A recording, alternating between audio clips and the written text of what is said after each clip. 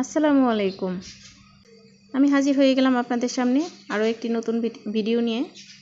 আজকের রেসিপি ডালপুরি। ডালপুরি অনেক মজাদার একটি খাবার। এটি খেতে কিন্তু আমরা ছোট বড় সবাই অনেক ভালোবাসি।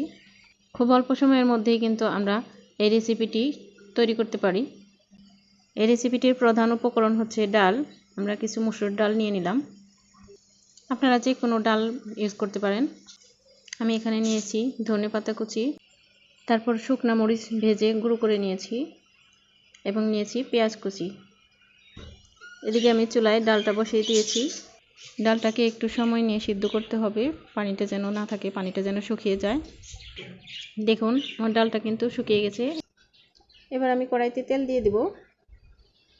এবার আমি এখানে অ্যাড করে নেব পেঁয়াজ কুচি। এবার আমি দিয়ে দেব শুকনা মরিচের গুঁড়ো। তারপর আমি দিয়ে দেব ধনেপাতা কুচি। এবার আমি নেড়েচেড়ে ভালো করে মিলিয়ে নেব। এরপর দিয়ে দেব স্বাদ মতো নুন। তারপর এটাকে আমি ভালো করে মিলিয়ে নেব। এবার আমি এতে দিয়ে দেব সিদ্ধ করে রাখা ডাল। মনে রাখতে হবে চুলার আগুন কিন্তু মিডিয়াম আঁচে রাখতে হবে, না হলে এটা কড়াইতে লেগে যাবে। আস্তে আস্তে এটাকে নেড়েচেড়ে ভেজে নিতে হবে, পানিটা যেন না থাকে। খুব সুন্দর করে শুকিয়ে নিতে হবে। দেখুন আমার এইগুলো কত সুন্দর হয়েছে। আমার ডালটা কিন্তু পুরোপুরি রেডি হয়ে গেছে। দেখুন কত সুন্দর হয়েছে। এবার আমি নিয়ে নেব ময়দা, আর এখানে আমি অ্যাড করে দেব সামান্য পরিমাণে বেকিং সোডা, দিয়ে দেব স্বাদ মতো নুন। এবার দিয়ে দেব একটু সয়াবিন তেল। এবার এখানে আমি হালকা কুসুম গরম পানি দিয়ে আস্তে আস্তে নেড়েচেড়ে ডোটা তৈরি করে নিব। দেখুন আস্তে আস্তে এরকম নেড়েচেড়ে খুব সুন্দর করে আমি একটা ডো তৈরি করে নেব। দেখুন কত সুন্দর ডোটা তৈরি হয়ে গেছে আমার। এবার আমি এটাকে ছোট ছোট গোল গোল করে নেব, পুরি শেপটা যেন সুন্দর হয় সেজন্য। এটা এখন রেডি হয়ে গেছে। এবার আমি পিঁড়িতে একটু তেল লাগিয়ে নিলাম। এবার এটাকে আমি একটু আঙুলের সাহায্যে চাপ দিয়ে দিয়ে আগে ভেজে রাখা ডালটা এর ভিতরে দিয়ে দেব।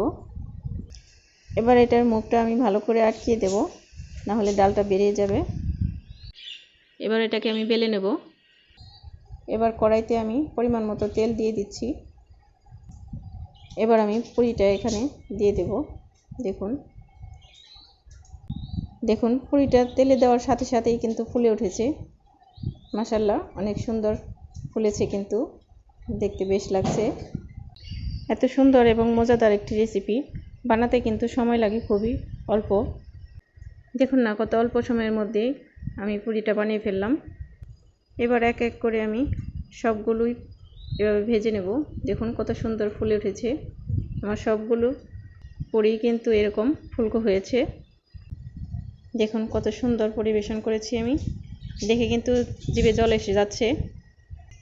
গাইজ আপনাদেরও কি খেতে ইচ্ছে করছে? তাহলে চলে আসুন, একসাথে বসে আড্ডা দেই আর পুরি খাই। দেখুন যেমন ফুলেছে তেমন ভিতরটাও এত সুন্দর, খেতেও নিশ্চয়ই অনেক সুস্বাদু হবে।